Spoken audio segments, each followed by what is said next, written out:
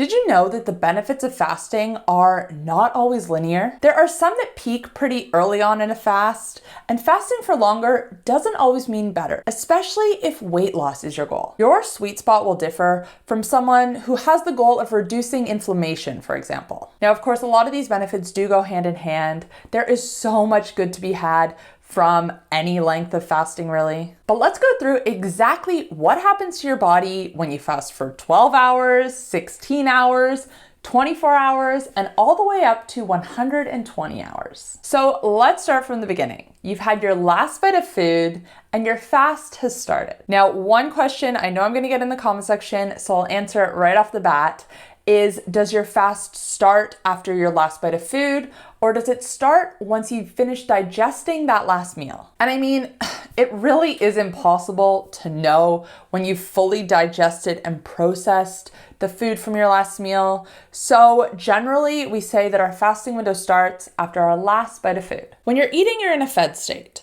And when you're not eating, you're in a fasted state. As you switch over from a fed state to a fasted state, your blood sugar will increase as the food you've just eaten is broken down and insulin is released to bring the excess sugar from your bloodstream to your cells. Ghrelin, the hunger hormone, will decrease during this time, and leptin, the satiety hormone, will increase. During this time, your body is digesting that food and absorbing the nutrients. Now, as I already said, you can never truly know, I guess, outside of a lab, when your fasting window officially starts. It's also going to depend on how big the meal you had was, what the macronutrient composition of it was, your current metabolic health, your activity level. There are so many factors to give one set answer. So it's easiest to just start your fasting window after your last bite of food. Now, around 4 to 8 hours after this is when you're going to see your blood sugar levels drop. They're going to drop down to baseline, and your insulin levels will drop down to baseline as well. Now, I will say that this initial time frame varies a lot,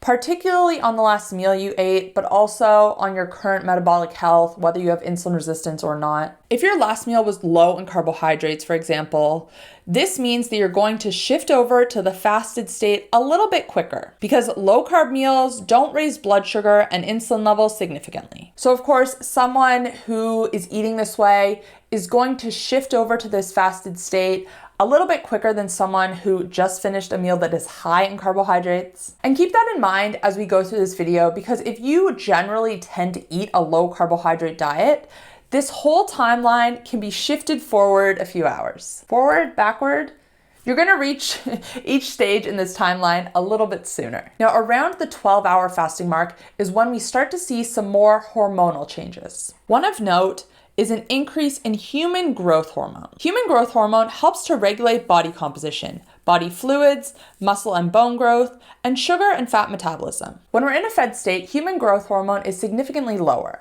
And this is why proper sleep is so important, because usually when we're fasting overnight, this is when we really see human growth hormone ramp up, and this is why sleep is so important for recovery, or one of the reasons. But all that's to say, human growth hormone isn't just important for muscle recovery, it's important for all aspects of recovery and general health. Now, around the 16-hour mark is when our glycogen stores tend to be almost depleted. When this happens, your body starts to look for a different energy source instead. This is when it will begin to pull from your stored body fat and produce ketones. Now, of course, burning body fat is beneficial for weight loss, but ketones have additional benefits as well. These include reduced inflammation, increased mental clarity, stable blood sugar, reversal of insulin resistance, and increased endurance performance. Now, this is where a lot of people start to struggle with their fast. If you are hitting that 12 to 16 hour mark and you feel like you can't go on any longer, if you are getting fatigue, if you're getting headaches, this could be an indicator that your electrolytes are low. And this is actually a really easy fix that will allow you to fast for longer. All you have to do is add some electrolytes to your water. And no, these electrolytes will not break your fast as long as you choose the right ones. Electrolytes are essential minerals for the body. When they become depleted, this is when we can experience these side effects.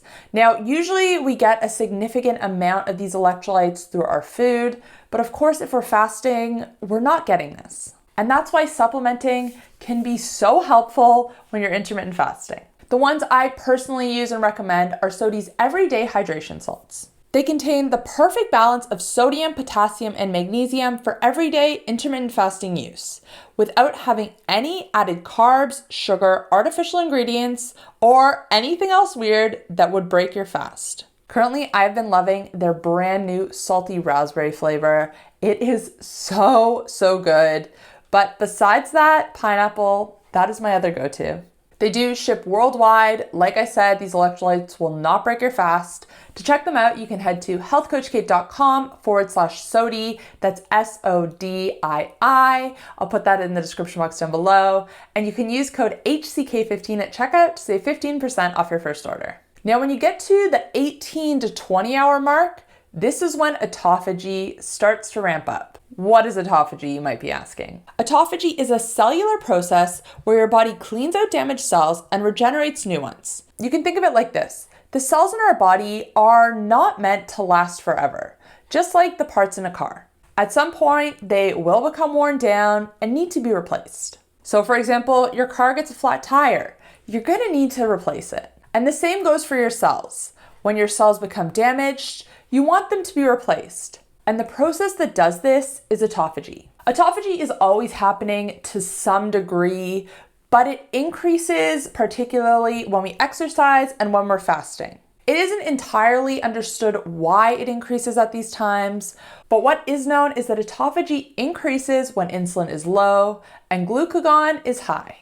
But let's fast forward to the 36-hour mark, because this is when some pretty magical stuff happens. Autophagy really ramps up at this time, around 300%. As I said in the beginning of this video, if reduced inflammation, if healing is your goal, then you want to be aiming for this 36-hour mark. If you're fasting for weight loss, for blood sugar regulation, for insulin sensitivity, and you want to do this in a sustainable way, you really only need to be fasting for 12 to maybe 18 hours every day. This is going to be the sweet spot for you. Longer fasts that go 24, 36, and above hours only really need to be done quarterly, maybe twice a year, or maybe even once a year. Because like I said, most of the benefits are to do with autophagy and the increase in human growth hormone.